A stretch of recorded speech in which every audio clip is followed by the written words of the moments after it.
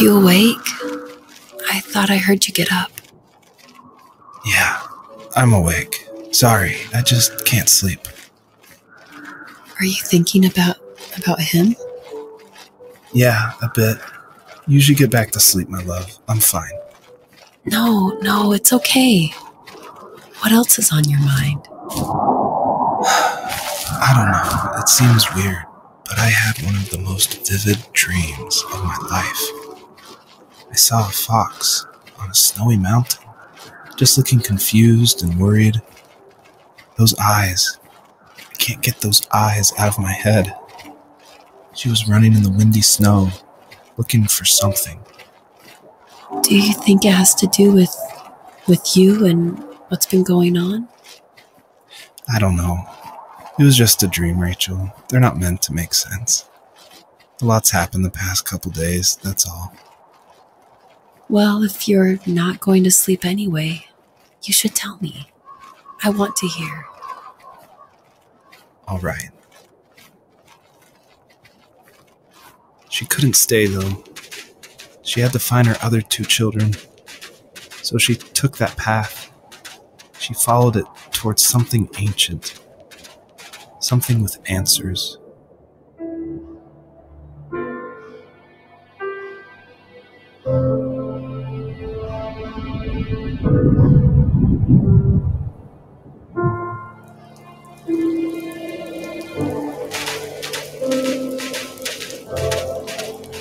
The fox looked high and low, searching for any sign of her cubs. Points of light showed the way to this ancient tree. It was as if each one had a story to tell, all their own. The land was trying to tell my story, too. I felt like I was right behind her the whole time. Do you remember what my dad did for a living? Wasn't he like a lumberjack? That's one way of putting it. If wood was a canvas, then a carving knife was his paintbrush.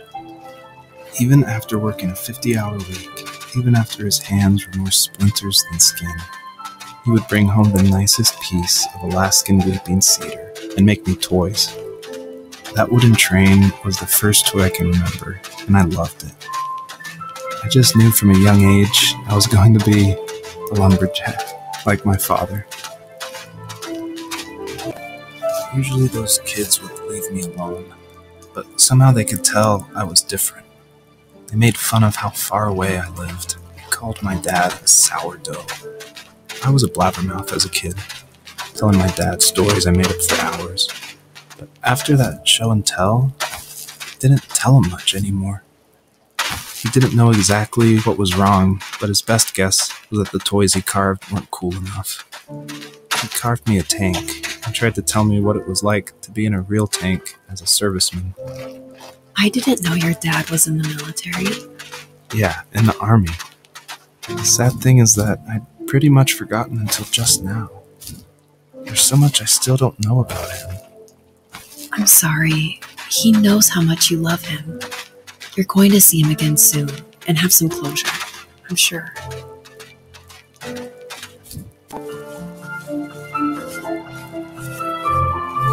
The older I got, the more I withdrew.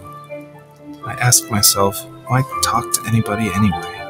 Why bother when I'm happy by myself? I started drawing a lot, mostly animals I saw in the woods by my home.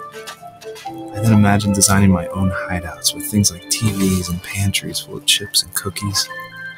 I think that idea of leaving home and drawing blueprints started my career. I found a lot of solace in that. I'm not surprised, but I did the same thing, you know? There's something special about having a place to call your own. And now look at us. Well, if you count renting in an overpriced city. It's as close as we can get for now.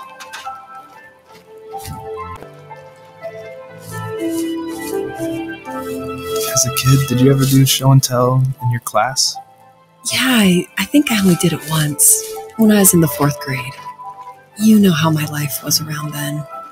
I wanted to show my class what helped pass the time and distracted me, so I brought a dozen paper cranes I had made. I think I told everyone how badly I wanted to be a bird and fly. embarrassingly enough. Don't be embarrassed. Every kid wants to fly. For me, it was another toy from my dad, a wooden boat. I remember guarding it so carefully in my hands as I walked into class. When I sat down, a group of boys immediately made fun of it. They asked which trash can I found it in, or why an ugly log was my favorite toy. When I got up, I didn't even want to tell them my dad had carved it. I said it was a joke gift my friends had given me.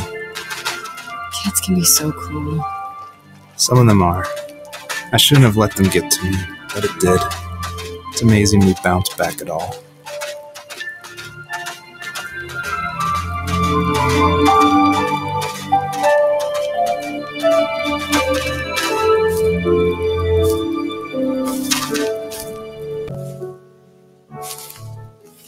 My teenage years were full of sketching, angst, and trouble.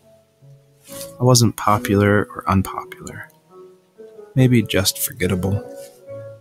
I guess that gave me a sense of freedom, so I hung out with crazy kids, doing crazy things, even though I mostly just watched the chaos ensue. We did it all. Put fireworks in mailboxes, hide roadkill in people's garages, break windows of the barber shop in Anchorage. My dad was furious, but he was so busy working he couldn't do much to stop me from going out. I think being an adult means there's no one to stop you making hard decisions. He had to make a living, and he couldn't be in two places at once. Yeah, I realize that now. But at the time, I was sure he was more interested in growing his business than what was going on with me.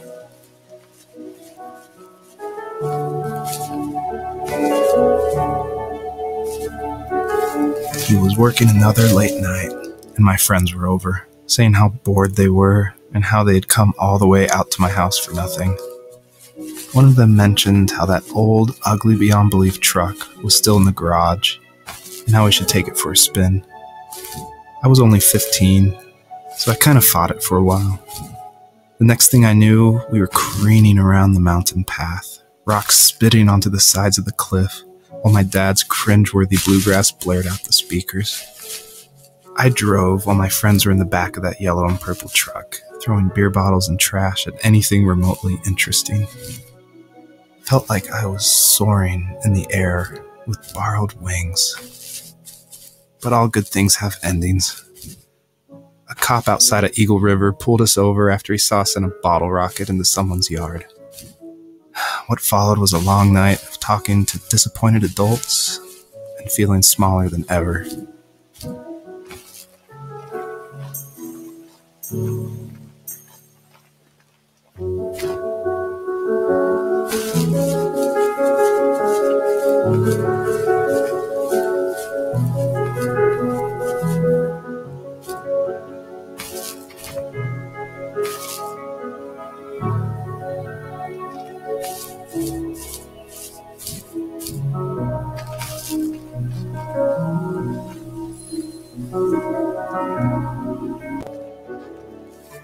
After he drove me home from the police station, I blew up at him, saying how I never wanted to be like him, how I was going to be someone and leave that hick icebox for good.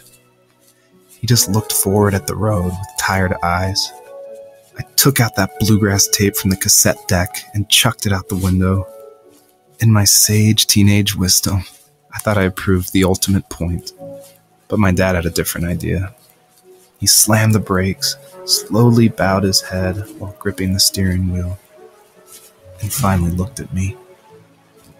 All he said, like it was a polite request, was, "Make this right." I sat there in silence, fuming, but I eventually got out and combed every square inch of the woods, muttering profanity after profanity. I found it 30 minutes later, near a small waterfall off the road. I went back to the truck, put the wet tape back in, and sure enough, it worked. We didn't speak another word to each other the rest of the night. Wow, I knew you were a crazy teenager, but... It's hard to believe, isn't it? It surprises me too. It's like I didn't really know who that kid was back then. I bet my dad thought the same thing over and over. It's almost like he was saying, "Make this right," to himself, more than to me. It didn't bother me, but it did. I imagined my friends growing old in the bush and able to find that thrill in those godforsaken ice fields. It's like those mountains were a literal wall, keeping me from leaving, where all I would have to look forward to are lumber yards and evening beers. I had to climb over. That was my only goal for a long time.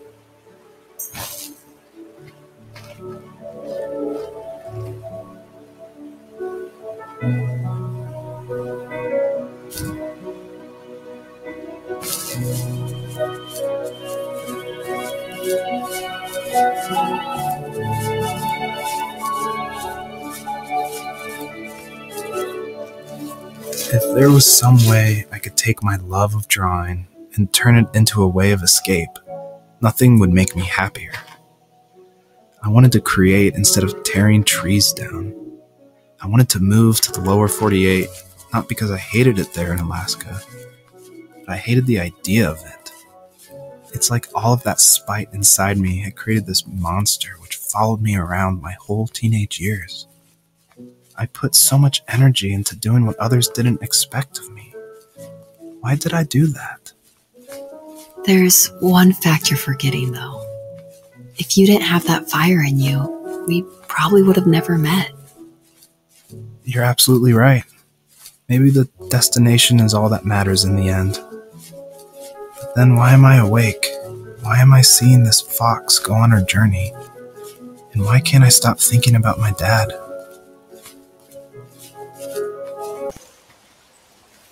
My dad built a lot of stuff in his free time.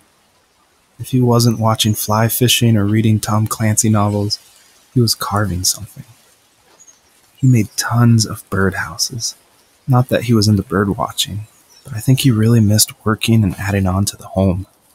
If he couldn't afford the time to build onto our own house, he would have to settle with watching birds move into their little homes. We kept an old mattress in the bed of that ugly yellow truck, so we would drive it deep into the woods and then watch the birds fly into their houses while the sun set. Usually it was accompanied by venison jerky or a cold Coke, but not a lot of talking, which is how we both liked it.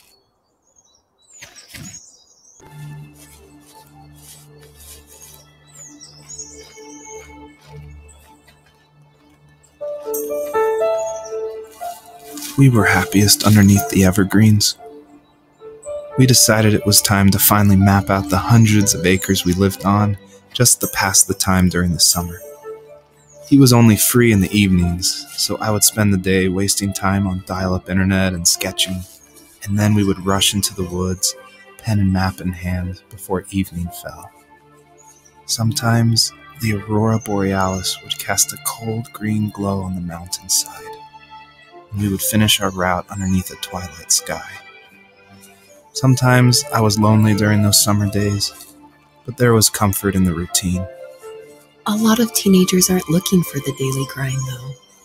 There's nothing wrong with wanting to get out, to leave your childhood home. You wanted to progress, to make something of yourself. Yeah, you're right.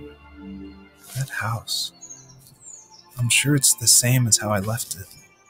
But then why does it feel so different?